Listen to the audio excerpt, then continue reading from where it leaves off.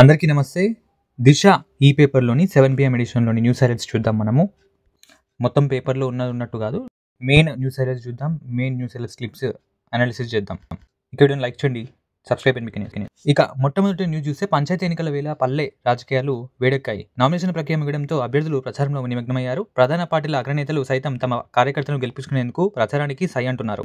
అయితే కమలాపూర్ ప్రచారంలో ఈటెల రాజేందర్ స్థానిక ఎమ్మెల్యే పాడి కౌశిక్ రెడ్డిపై విమర్శలు చేశారు. గత అసెంబ్లీ ఎన్నికల్లో చచ్చిపోతామని కొంగుపట్టి ఓట్లు అడిగితే మహిళలు కరిగిపోయి ఓట్లు వేశారని, ఆ తర్వాత ఏం జరిగిందో చూస్తున్నామని చెప్పి సంచలన వ్యాఖ్యలు చేశారు. ఇక కౌశిక్ రెడ్డి కౌంటర్ ఇచ్చారు దీనికి. ఈటెల వ్యాఖ్యలపై కౌశిక్ రెడ్డి స్పందిస్తూ ఈటెలది మోసపూరిత చరిత్ర అని చెప్పేసి ఆయన కేసీఆర్ని వెన్నుపోటు పొడవాలని చూశారని చెప్పేసి ఆయన మండిపడ్డారు. ఇక వీడియో లైక్ చేయండి. నెక్స్ట్ టాప్ న్యూస్ చూద్దాం. ఇక భద్రాద్రి కొత్తగూడెం జిల్లా దమ్మపేట మండలం కొమ్ముగూడెం గ్రామంలో క్షుద్రపూజలు జరుగుతున్నటువంటి ఆరోపణలు కలకలం సృష్టించాయి. గ్రామానికి చెందిన మాజీ సర్పంచ్ అభ్యర్థి ఈ క్షుద్రపూజలు చేస్తున్నారని గ్రామస్తులు ఆరోపిస్తున్నారు.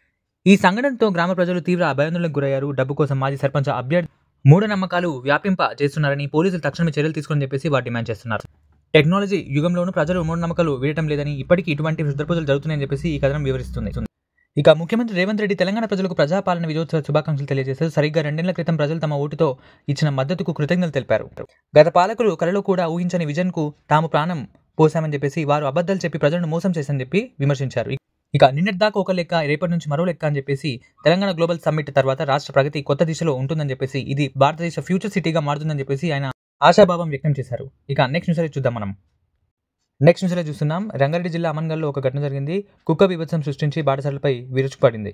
మొత్తం 40 మందికి పైగా వ్యక్తులపై దాడి చేసింది. హైదరాబాద్ శ్రీశైలం జాతీయ రహదారి పక్కన మేడిగడ్డ గేట్ నుంచి విటాయిపల్ల వరకు ఈ సంఘటన జరిగింది. బాధితులందరూ కూడా చికిత్స కోసం స్థానిక ప్రభుత్వ ఆసుపత్రికి వెళ్లారు. ఆసుపత్రి మొత్తం కూడా కుక్క కాటు బాధితులతో నిండిపోయింది. కుక్క బీభత్సం అనే శీర్షికతో ఈ యొక్క వార్త ప్రచురించబడింది. నెక్స్ట్ టాప్ న్యూస్ చూస్తున్నాం. ముఖ్యమంత్రి రేవంత్ రెడ్డి నేతృత్వంలో ప్రభుత్వానికి 2 నెలల పాలనకు సంపూర్ణ ప్రజా ఆమోదం ఉందని చెప్పేసి మంత్రి పొంగులేటి శ్రీనివాసరెడ్డి పేర్కొన్నారు. కంటోన్మెంట్ జూబ్లీహిల్స్ ఎన్నికల ఫలితాలే ఇందుకు నిదర్శనమని చెప్పేసి ఆయన అన్నారు. ఇక తెలంగాణ రాష్ట్రం అభివృద్ధి సంక్షేమంలో దేశానికి దిక్సూచిగా నిలిచిందని చెప్పేసి ఆయన అన్నారు. గత 10 ధనిక రాష్ట్రాన్ని దివాలా తీయించి ఆర్థిక సంక్షోభంలో అప్పగిస్తే 2 నెలల్లో సంక్షేమ రాష్ట్రంగా అభివృద్ధి దిశలో పరుగులు పెట్టిస్తున్నామని చెప్పేసి మంత్రి తెలిపారు. ఇక వీడియోని లైక్ చేయండి, సబ్స్క్రైబ్ అండ్ న్యూస్.